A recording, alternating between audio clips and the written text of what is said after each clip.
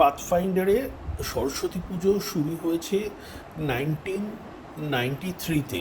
তো খুব অনাড়ম্বরভাবে এই পুজো শুরু হয়েছে, কিন্তু সেখানে আমার এমন কিছু কিছু প্রিয় ছাত্রছাত্রী ছিল, তারা নিজেরা এই পুজোর দায়িত্বে ছিল।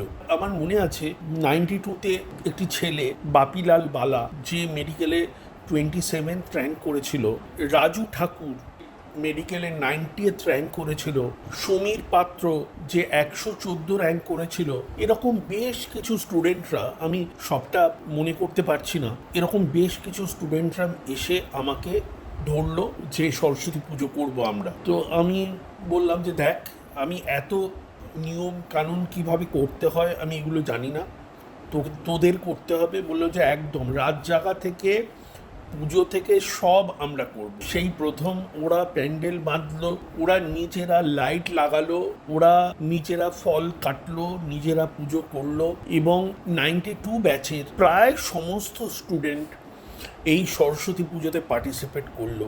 এবং আমার এরকম একটা ফিলিংস হয়েছিল যে সরস্বতী পুজো এভাবেই যেন হওয়া উচিত, যে ছাত্রছাত্রীরা স্বতঃস্ফূর্তভাবে একটা নিজেদের, সেখানে কোনো বাঁধন নেই, কোনো ব্যারিয়ার নেই, ওরা নিজেরা নিজেদের মতো করে পুজো করছে।